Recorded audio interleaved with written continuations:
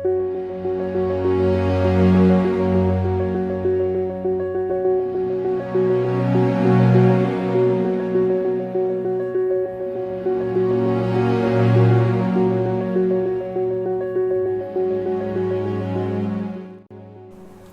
Everyone, welcome to the new video. अब हम इस वीडियो के थ्रू अपना नया सीरीज चालू करने जा रहे हैं, जहां पे हम आपको बताएंगे with regard to the Indian Contract Act 1872। ये जानना बहुत ज़्यादा पहले ज़रूरी है कि 1872 यहाँ पे लिखा हुआ क्यों है इंडियन कॉन्ट्रैक्ट एक्ट के साथ में। 1872 ये डिनोट करता है कि कौन सा वो साल था जिस साल ये एक्ट पास हुआ, जिस साल इस एक्ट को पार्लियामेंट ने पास कर दिया, जिस साल इसको प्रेसिडेंट की एसेंस मिल गई। प्रेसिडेंट की एसेंस कहना एक तरह से सही नहीं भी होगा, क्योंकि 1872 की हम बात कर रहे हैं। उस वक्त ब्रिटिश रूल था इंडिया में, तो प्रेसिडेंट की एसेंस नहीं ली जाती थी, गवर्नर होते थे। But seeing the present system, ये हम आपको बता रहे हैं। नाउ इंडियन कॉन्ट्रैक्ट एक्ट 1872, इसका प्रियम्बल क्या कहता है, या फिर किसी भी एक्ट का, कोई भी जो एक्ट है दुनिया में या फिर इंडिया में, उसके प्रियम्बल का मतलब होता है क्या? प्रियम्बल का मतलब क्या होता है, क्या पर्पस होता है प्रियम्बल का? किसी भी एक्ट का जो प्रियम्बल होता है वो आपको बताता है कि उस पूरे एक्ट का क्या पर्पस है, क्या एम और ऑब्जेक्टिव था जिसको अचीव करने के लिए उस पर्टिकुलर एक्ट को बनाया गया या फिर पास किया गया। ये जानना क्यों बहुत ज्यादा जरूरी है? ये जानना इसलिए बहुत ज्यादा जरूरी है कि कभी भी हम कहीं पर भी किसी भी उस एक्ट के सेक्शन में फंस रहे हैं, अगर किसी चीज का हमें इंटरप्रिटेशन नहीं समझ में आ रहा है कि कैसे इसको इंटरप्रेट करें, एक से ज्यादा पॉसिबल इंटरप्रिटेशन हो सकते हैं इसके, तब हम प्रियम्बल की हेल्प लेते हैं। और जो भी इंटरप्रिटेशन प्रियम्बल में जो पर्पस बताया गया है ऑफ दैट एक्ट, उसके सबसे क्लोजेस्ट होता है, जो उस पर्पस को फुलफिल करता है, उस इंटरप्रिटेशन को हम यूज करते हैं। क्या कहता है इंडियन कॉन्ट्रैक्ट एक्ट 1872 का प्रियम्बल?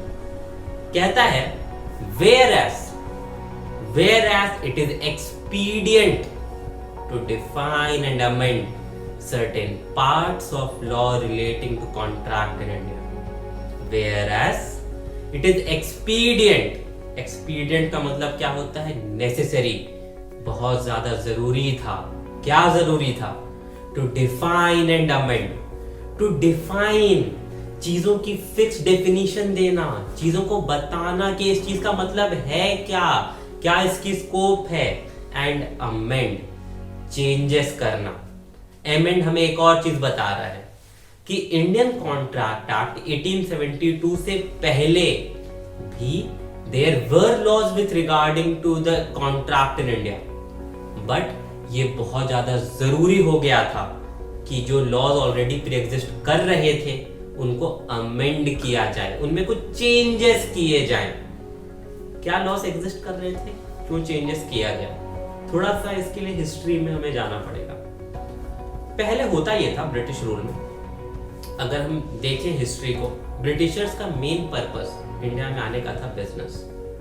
वो चाहते थे कि जितना ज्यादा पैसा कमा के यहाँ से जा सके उतना ज्यादा पैसा कमाया जाए।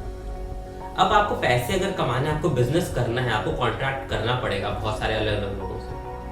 अब ब्रिटिश की एक दिक्कत बहुत ज्यादा ये होती थी कि इंडिया में बहुत सारे रीजनल लॉज चलते थे विद रिगार्डिंग टू कॉन्ट्रैक्ट। आप एक पर्टिकुलर रीजन में अगर बिजनेस कर रहे हो, वहां पे लॉ अलग चलेगा, वहां पे अलग तरह के कानून है, अलग सिस्टम फॉलो हो रहा है, क्योंकि ये सारे के सारे जो कॉन्ट्रैक्ट के सिस्टम फॉलो हो रहे थे ये कस्टम्स गवर्न कर रहे थे। अब ब्रिटिशर्स ने देखा कि यार चलो, एक दिक्कत ये आ रही थी, further with in the same reason भी अगर लोग अलग अलग रिलीजियन के हैं, उसमें भी बहुत प्रॉब्लम थी। आप किसी हिंदू से कॉन्ट्रैक्ट करने जाओ, उनके कस्टम्स अलग हैं, अलग तरीके से कॉन्ट्रैक्ट करना पड़ेगा।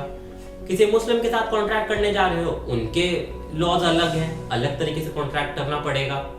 या फिर फॉर दैट मैटर किसी और रिलीजन के पर्सन से आके आप कॉन्ट्रैक्ट करने जाओगे, अलग अलग लॉज थे, बहुत प्रॉब्लम्स क्रिएट हो रही थी, बिजनेस अफेक्ट हो रहा था। इसीलिए ब्रिटिशर्स ने सोचा कि ये बहुत ज्यादा जरूरी है कि हम एक सिंगल लॉ लेकर के आए जो पूरी कंट्री को एक सिंगल सोर्स में बाइंड कर दे, जिससे हमारे लिए बिजनेस करना इंडिया में बहुत ज्यादा इजी हो जाए।